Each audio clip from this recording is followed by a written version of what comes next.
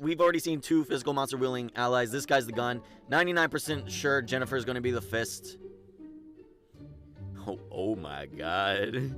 Jesus Christ. Oh shit. But she is the fist. Alright, she is. She's the fist. Okay.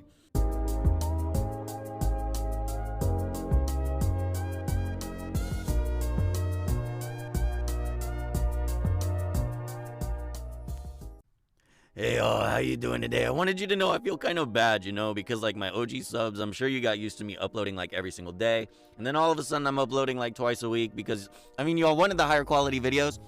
I just didn't understand how much work it actually is, and I'm still employed by the army, so I'm doing army stuff. I do have a high quality video I plan to release Friday, but for now I feel bad for leaving you hanging for so long, so let's just check this out. So we just hit up a new event and a new banner. I know we've gone over everybody extensively before, but now we can go over them, you know, in a little bit more detail per character. So let's just go ahead and get into them. Something I noticed that might be pretty cool is Prinny Curtis is actually on the wiki, so he might be a planned character. I don't know if he's coming out, but that would be pretty cool, right? I think that would be cool. So first, let's go ahead and look at the event man himself. We're going to look at the event man and the banner. For the event, we got Curtis.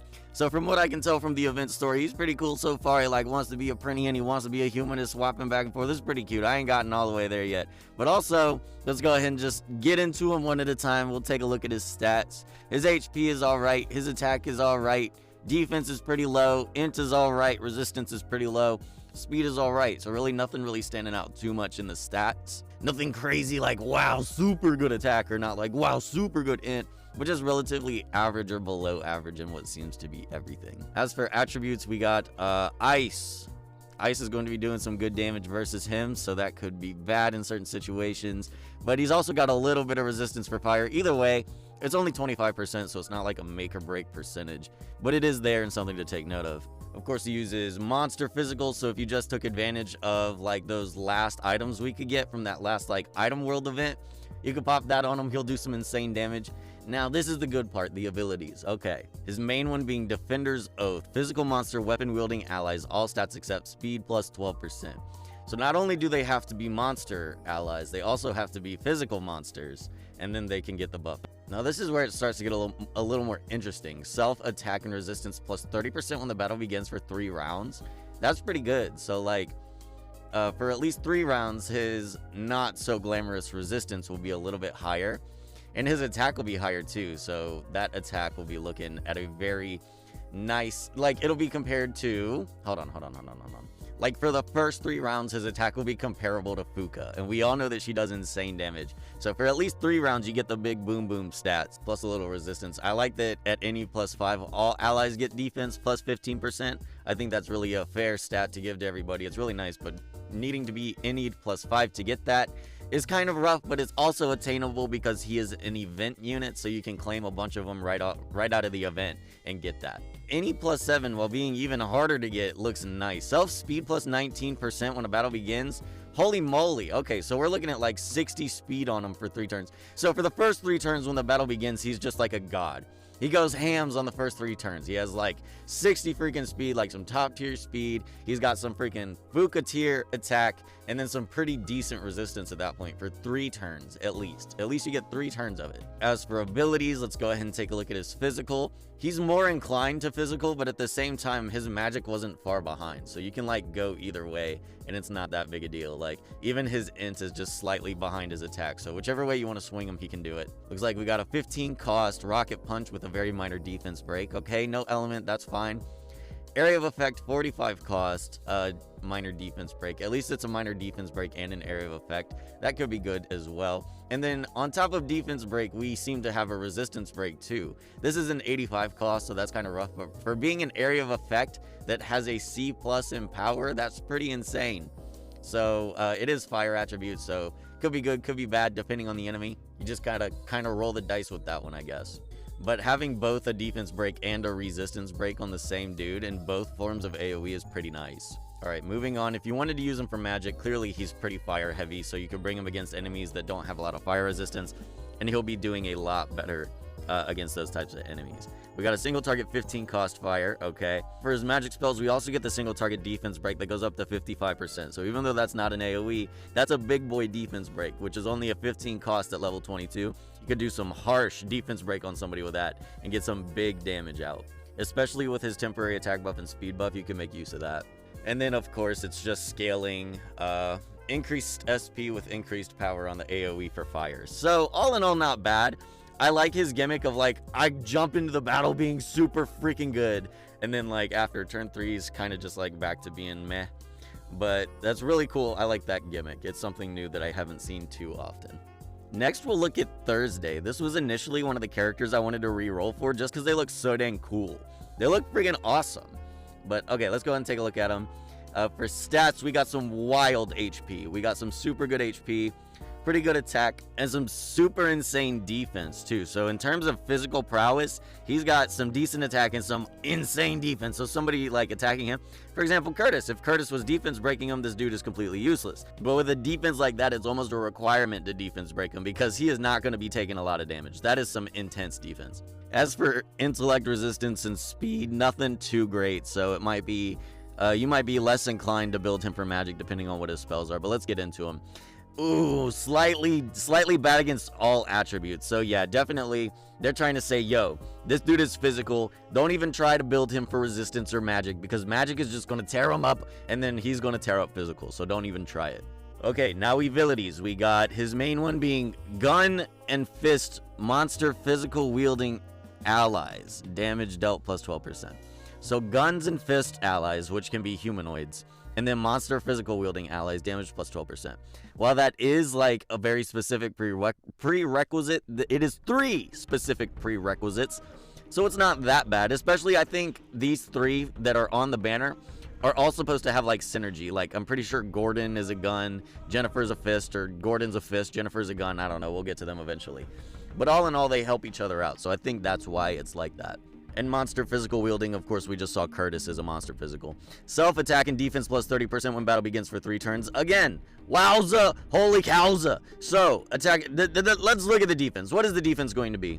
I just pulled up the calculator. I don't know if you can see it or not. 12 million times 0.3 equals 3.6 million. So 3.6 million plus 12 million. This dude comes out of the gate with almost 16 million defense whenever he's like max like that. That defense is freaking stupid, dude. There's no way you can compete with this dude physically whenever he comes out of the gate. That's insane.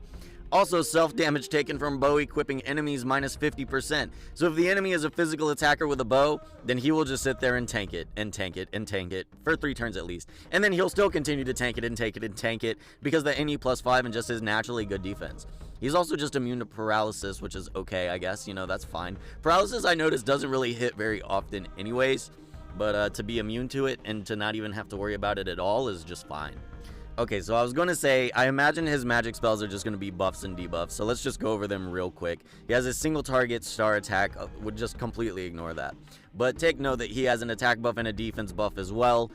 So that's his thing, man. Attack and defense. If you want attack and defense that's higher than it probably anybody else could ever reach, then this is going to be the guy to do it. But let's take a look at his actual skills. So of course we have a single target defense break, low cost. I kind of expected that. A 25 cost D plus minor resistance break is fine too. 60 cost D power area of effect.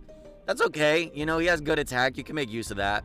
And as for the 85 cost C plus area of effect that does action gauge minus 200, if you're actually able to build that much SP, that's really, really good. Action gauge minus 200 is more than like a third of their action gauge because 500 action gauge is a full turn. So yeah, that's super duper good. I could definitely see this guy like being a carry, like a physical carry. That's just absolutely insane to me. Like not only gates of experience, but just like gates where like, I think this guy would really carry you through the gates too, where the enemies are doing physical damage. Because I don't know if you've ever done the strategy where you take like your main character and then a really high level carry, and then you lift your character with the carry, and then the carry doesn't take that much damage because they're such a high level, and you just tower attack to get 3 stars. This would be a really good guy to do that with. I feel like it would be very hard to kill him off. Super cool. I'll be happy to pull this guy. Yeah, that would be awesome. I'd be fine with that. Next, we'll look at Gordon. I will call him that, and I do not have to explain myself. Don't question it. The HP! Holy cow! I was just excited about 3... Oh! The HP! Wow. Dang. That's crazy. Nothing else is really that bad either besides int. His speed is alright. Okay, that's not how we do it though. One at a time. HP, phenomenal. Absolutely fantastic. Spectacular. Attack is fine. Defense is fine. Intellect is low. Resistance is fine. Like, those are fine. But that HP is absolutely insane. Only 10%. 10% really isn't that much to worry about, but it is something to take note of. 10% ice, like extra damage, and then less. I can't even talk right now. And yeah, he is the guns, by the way. See, I told you. He's the gun guy. He takes 10% less damage from fire and 10% more from ice. Okay, let's look at the abilities. Gun, fist, and monster physical wielding allies attack plus 16%. Like, see, we've already seen 2 physical monster wielding allies. This guy's the gun. 99% sure Jennifer's going to be the fist. Oh my god. Jesus Christ. Oh, but she is the fist. Alright, she is. She's the fist. Okay. Now, so yeah, they all benefit each other. If you had a team of like 4 of these dudes on a team together, they would all be way, way better. Gun-wielding allies damage dealt by skills increase, so that's himself. Single targeted damage dealt to monsters plus 60%. That's really good. We see that in Fuka. The only difference is whenever like Fuka does it, she has insane attack, and he doesn't really have the insane attack to back it up. Unless, of course, you bring like all these dudes and he gets all these attack buffs just from having the full team. And then self-damage taken from monster physical equipping enemies minus 50%. So he is very, very good for tanking monster physical monsters from tanking monster physicals. From tanking physical monsters. I'm already noticing on these character skills some really high grade, so let's jump into them. Super minor attack break, just a 15 cost. That's whatever, you know, that's fine. B plus 45 cost, that is also an attack buff. That's good. I like that. That's really good. So it's not too often you see a B plus power just for 45 cost, or if you do, like, they don't get to take advantage of all of these buffs that these guys are getting, because he's getting enough buffs to really make that do the damage of like an A plus or even an S, you know. And then a 65 cost S, single target attack buff, very nice. I would be happy to get that. Like, that's some decent damage. As for int, what was his int again? It was like really low, so it looks like he's doing fire single target as well. And then, of course, he has a single target defense break if you wanted to grab that. I mean, it might be worth it to grab a defense break on him. But at the same time, if you're building him for magic spells, it's probably not the move. Because, 1, the powers aren't that great, and it's fire, so the enemy could be resistant to fire. But as for physical, this dude is kind of a boss. And last but not least, we gotta look at Jennifer. Yeah, she's the fist, called it. Alright, stats. HP is okay, attack is okay. Defense is really low, int is okay, and resistance is, like, decent. Speed is decent, like, sort of slightly above average stats in terms of things like, you know, intellect, in terms of things like attack and resistance. Kind of below average on defense. It's sort of whatever in those stats, nothing really standing out. This stands out, though. Even though it's only 10%, it is, you know, minus damage to all these attributes. So elemental damage to her is going to be doing at least 10% less damage. As for abilities, I could have went ahead and already guessed. Gun and fist and monster physical wielding allies SP cost minus 7%. I could have guessed that it would be something like that, but SP cost minus is super good so that everybody could get their abilities out sooner or more often or whatever. Self, all stats except speed plus number of males in party times 6%. Now, okay, hold on. Now, this makes me question whether Curtis is considered a male. Like, I would assume, yeah, gender right here. He does have a gender. Okay, I was wondering because he has a type, like he's a monster. So I didn't know if monsters could have gender, but clearly they can. So, oh, whoops. Yes, so she will be getting bonuses from both Gordon and Curtis. Now that has me wondering, would she get it from Thursday too? Hold on. It says he's a male. Like, I don't know how a robot can have a gender. I guess whatever this thing is probably a dinkle, but I don't know. So all the other ones are males. So self all stats except speed times 6%. If you had all 3 of them, that's like 18% to all stats right off the bat. Fist wielding allies SP plus 10 when a turn begins. So not only is she giving herself a minus SP cost, she's giving herself an SP plus, like, on every turn. And then damage taken from males minus 40%. Apparently, a lot of monsters are males, so that might be better than we thought. She's looking very beneficial to herself, as well as the team. You know, SP cost is one of the more important things, but I feel like this team, having all these guys on a team, is going to freaking carry you through a lot of stuff in the game. You have, like, something covered for everything. You know, she's more resistant to the intellect allies. Thursday's super good against, you know, the physical allies. Curtis is just like, I'ma kill ya in the first 3 turns, and then Gordon is just like, you know, has decent around everything. Okay, now, skills. 15 cost super duper minor speed buff. That's fine. Speed, even if the speed was only 1%, it's worth it. Speed is like one of the best stats to increase.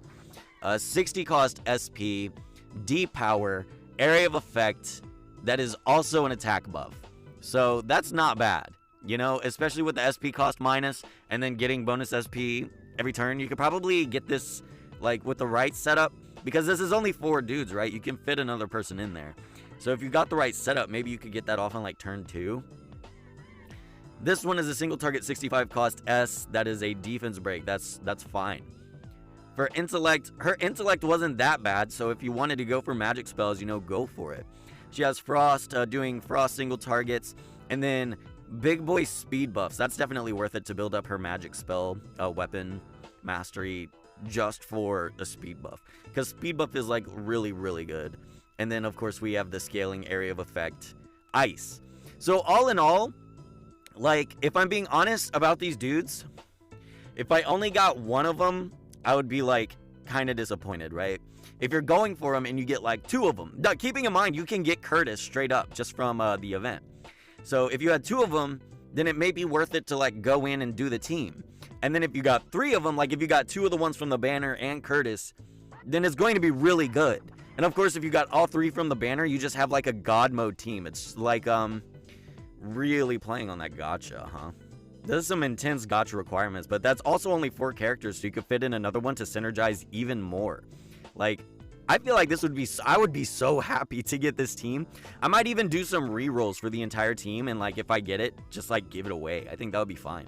But okay, y'all, that's a little bit more of a deep dive of these characters. Again, I know we went over everybody like briefly, but at the same time we did it briefly, and I feel really bad. But I have a good video, a good quote-unquote video, that I'm working on coming out Friday. Hopefully this is okay for now. Sorry that I've been so busy. It's just been crazy. Merch is dropped, by the way. I don't know if you know there's merch. It's been selling. It's actually been selling. So if you want it, I'll leave the link in the description. I also got a Patreon. I don't even know if anybody knows that. I'll leave that in the description too. If you want, you could join my Discord. Just don't be sensitive in there, because we have a bunch of different people from all sorts of different games that like to have fun. So if you join it, just drop a meme or something. But other than that, y'all, that's going to do it for me today, and I'll see y'all later. Bye.